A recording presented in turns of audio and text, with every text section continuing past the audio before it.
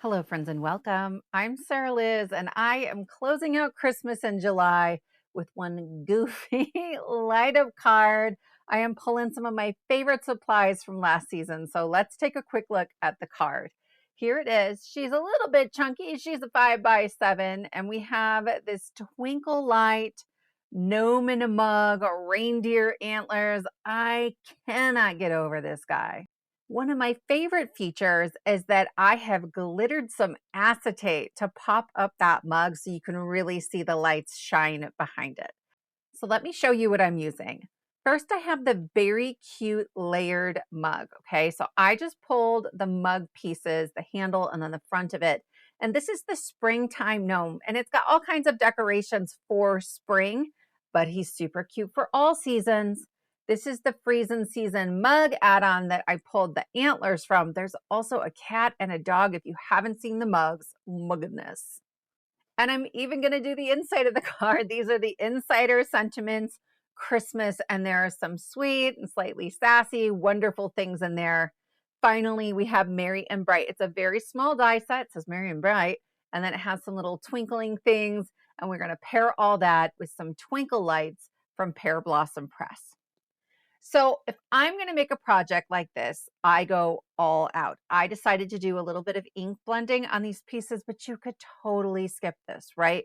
The lights and the acetate are really kind of the showstoppers here. So no one's going to notice if you skip the ink blending. I'm coming in just a little bit on either side of the hat to darken that up, and then a little bit at the base of the antlers. This is the brim of that hat. There's another piece you can put on the hat that's maybe a buckle.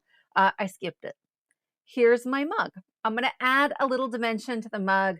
And this is where my blending buddies are my best friend. I just feel like I have more control holding a blending brush this way instead of sort of your standard long-handled brush. And I'm coming in very gently from the sides. I know that this ink color is kind of a powerhouse. It's a lot darker than the cardstock, but I can go very gently and get that nice rounded look. For the handle, I'm coming in at the top and bottom where it attaches to the mug, and then just a little bit in the middle, those places where we might have a shadow. And those are going to layer right on top of the base mug, the whole piece.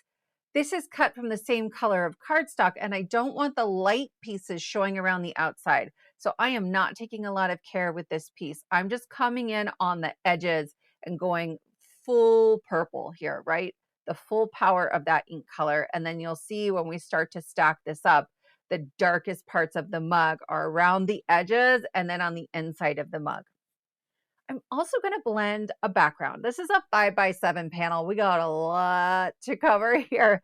And I know that I need to be careful with my inks. I want this really soft blend at the top of this orchid color. So I started at the bottom just to kind of test the potency of my ink.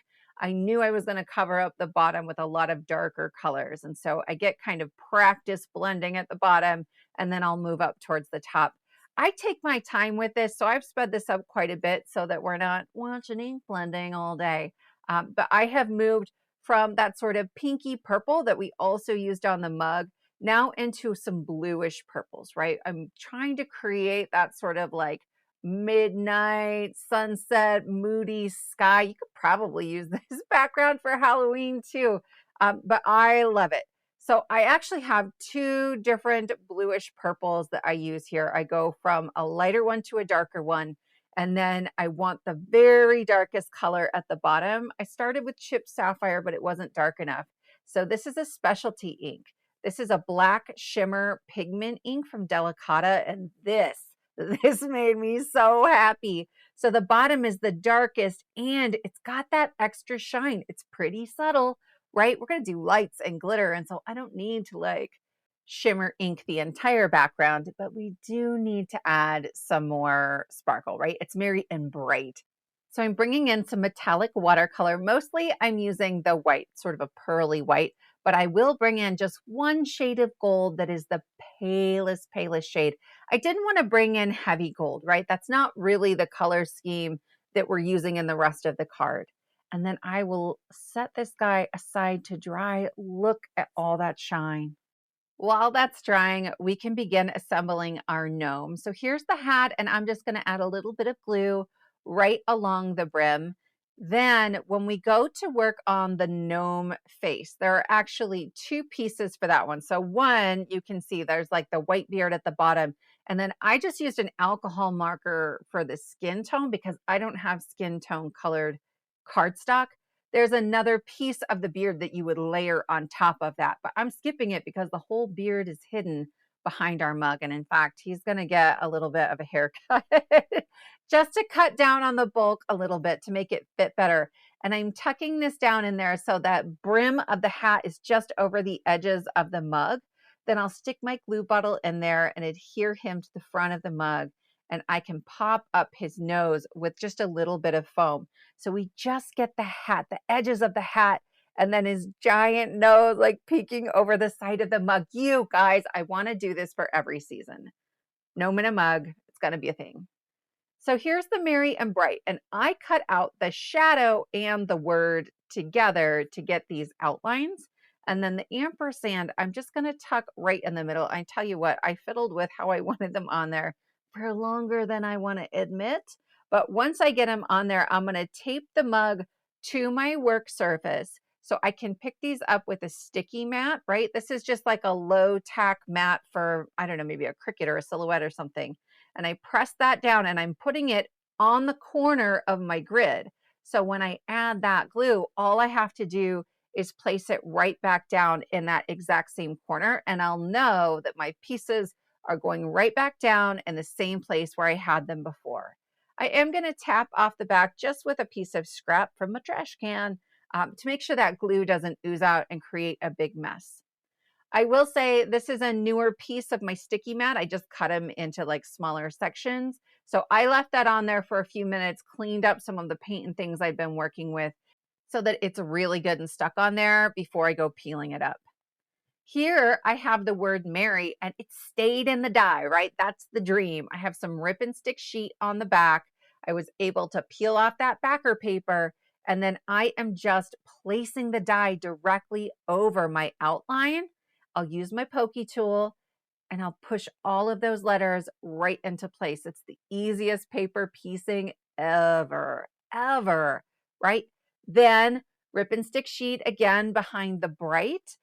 The IGHT all come out as a single piece. And so I'm just trying to be really delicate. They are thin letters to make sure it doesn't stick to my fingers and then tear, but I'm placing that right down in there pretty easily. And I'll finish off the other letters as well. I'm using like a white glitter cardstock for this. And you know I'm stingy, right? The tiniest little piece of rip and stick, the tiniest little piece of white glitter cardstock, but it's so worth it. A little more shine on our merry and bright. I saved the insides of the letters. I wasn't sure if I was going to use them, but I did like this look better where we have the inside that dark purple too. There aren't a lot of them, a little glue on the inside, and I'll just pick them up with the wax end of my pickup stick and we're good to go. I'm going to go ahead and add this front of the mug on there with some glue, and I'm going to wait on the antlers. I wasn't sure about a few things with the antlers, so we'll just set that aside for now. But look at how cute it is. It's so cute.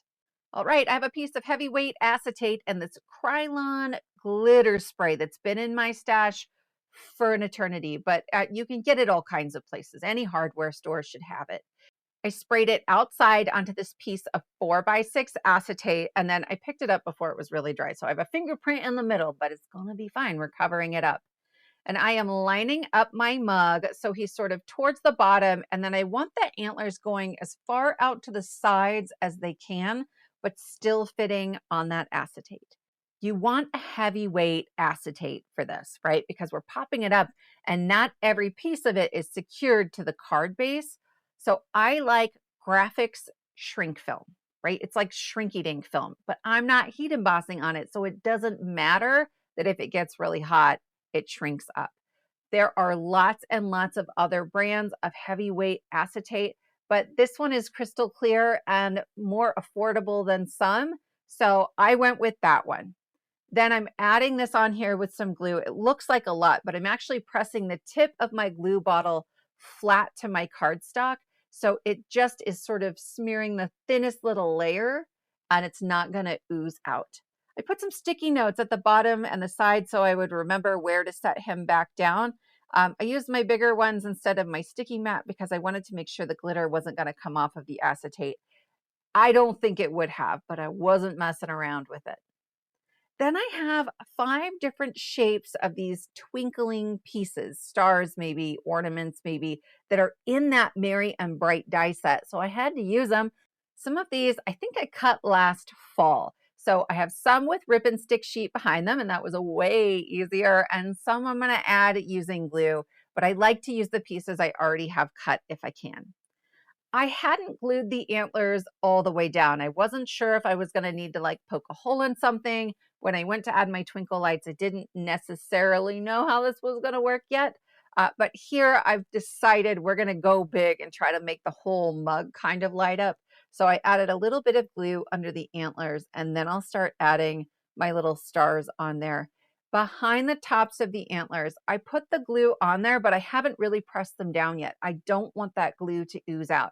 I'll just give it a minute, 2 minutes while I'm doing other work here.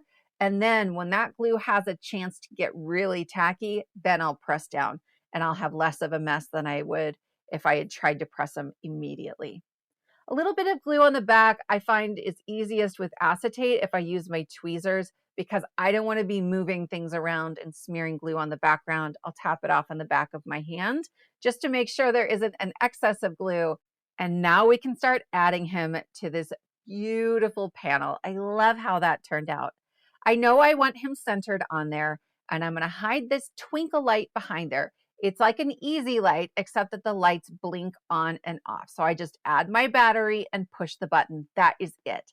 That's it. I love these so much. I got my first twinkle lights a month ago, 2 months ago. I'm obsessed. Think about all the things you can do with Christmas trees and the things that you can do with Halloween. I mean, seriously. Next, I'm planning my light placement, and normally I would just use a pencil and mark on the background where I want those lights to be. But I have learned my lesson from previous cards. I have ink splattered all over the background, and it's sometimes really hard to tell the difference between my pencil mark and a splatter mark. So I'm using these little removable stickers, but you could use a piece of tape or a piece of sticky note. This is just what I had. Then I'm taking my lights and I'm making sure that the light is facing up. You can kind of tell there's a front and a back. If you can't tell, just hold it against your paper and press the button and you'll be able to see if it's shining the right direction.